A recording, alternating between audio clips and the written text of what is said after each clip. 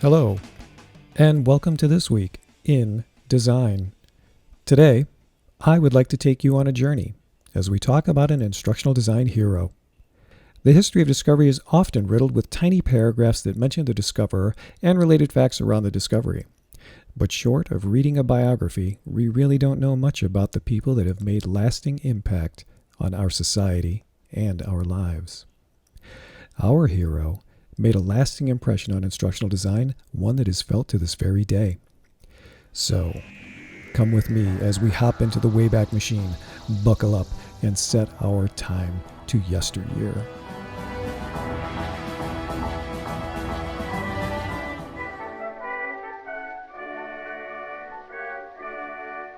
The time is 1913. Cracker Jacks added a small toy to their packages. The clothing zipper is invented. The modern crossword puzzle is invented. Woodrow Wilson will have his inauguration on March 4th.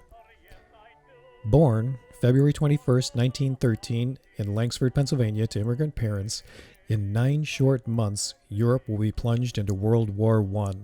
And 2.5 years later, on December 7th, 1917, the United States will enter the fight and help bring that tragic chapter to a close on November 11th, 1918. Our hero grew up learning of the differences between his home in America and the life his parents lived in their home country, and this affected their outlook on the world around them. They viewed America as a land of opportunity. They were curious and eager to learn. They loved to read and research, and could often be found at the local library. They came of age during the Great Depression, and they attended public schools in Langsford. After graduating in 1931 as class valedictorian, in the fall of 1931, they enrolled in Pennsylvania State University, completing a BA and an MA degree in psychology in 4 years.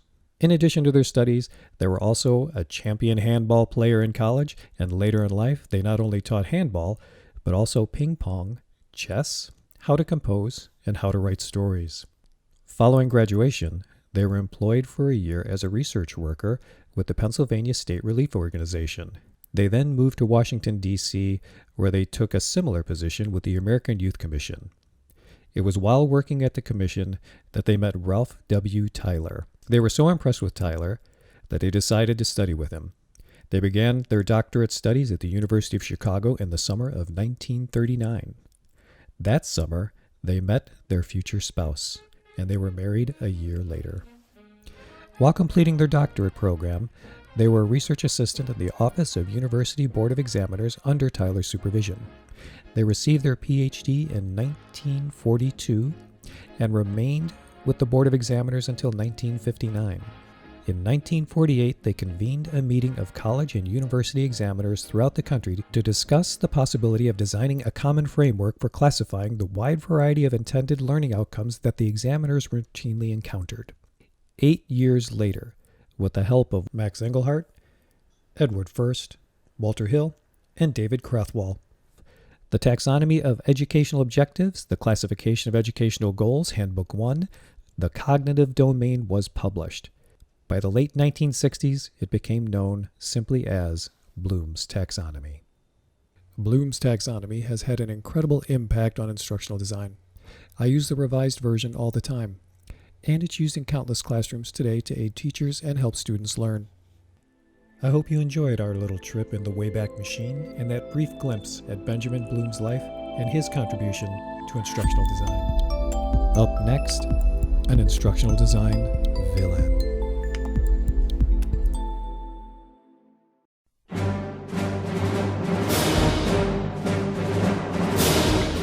Don't know the power of the dark side.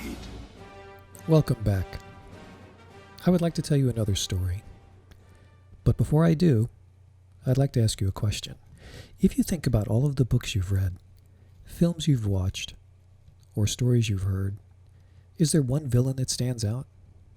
Now, I'm not talking about the one or two-dimensional bad guys, the kind that you see on weekly television, read in Pulp Fiction or maybe comic books. I'm talking about a true villain, one that really made you hate them, or maybe do some deep thinking. I think we all have one, sometimes several. I'd like you to keep this in mind. the best villains all share a unique quality. They think they're the hero. And that's how I would like to approach our villain. Our villain came into power with the best of intentions. In a desire to improve teaching and learning, it describes how learners gather, sift through, interpret, organize, and come to conclusions about and store information for further use.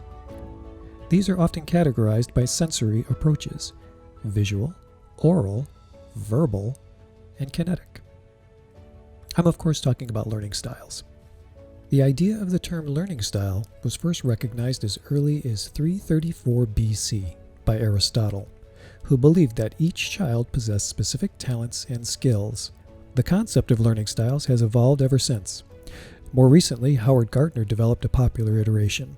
He believed that students learn in ways that are identifiably distinct. Because of this, Gardner thought it would be best to assess learning in a variety of ways, which is how he came up with the idea of multiple intelligences. We all want our teaching to be as effective as possible, so our learners can achieve their goals in the most rewarding way possible. But a review of the scientific literature on learning styles found scant evidence to clearly support the idea that outcomes are best when instructional techniques align with individuals' learning styles. In fact, there are several studies that contradict this belief. In 2009, Psychological Science in the Public Interest commissioned cognitive psychologists Harold Pashler, Mark McDaniel, Doug Rohrer, and Robert Bjork to evaluate the research on learning styles to determine whether there is credible evidence to support using learning styles in instruction. They came to the startling but clear conclusion: although the literature on learning styles is enormous, they found virtually no evidence. So why are they so popular?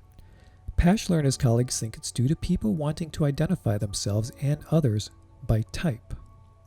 The categories help order the social environment and offer quick ways of understanding each other. Pashler continues, also, this approach appeals to the idea that the learners should be recognized as unique individuals, or more precisely, the differences among students should be acknowledged rather than treated as a number in a crowd. John Tanner, professor of quantitative methods, in his paper Assessing the Impact of Learning Styles for Hospitality Students, states, there may be another reason why this approach to learning styles is so widely accepted. They very loosely resemble the concept of metacognition, or the process of thinking about one's thinking. For instance, having your students describe which study strategies and conditions for their last exam worked for them and which didn't is likely to improve their studying on the next exam. Integrating such metacognitive activities into the classroom, unlike learning styles, is supported by a wealth of research. Polly Hussman and Valerie Dean O'Loughlin at Indiana University, in their study, asked students enrolled in an anatomy class to complete an online learning styles assessment and answer questions about their study strategies. More than 400 students completed the VARC, Visual, Auditory, Reading, Kinetic, Learning Styles Evaluation, and reported details about the techniques they used for mastering material outside of the class. Things like using flashcards or reviewing lecture notes, watching videos, anatomy coloring books, that kind of thing. The researchers also tracked their performance in both lecture and lab components of the course. Scores on the VARC suggested that most students used multiple learning styles, things like visual plus kinesthetic, or reading plus visual plus auditory, but that no particular style or combination of styles resulted in better outcomes than another.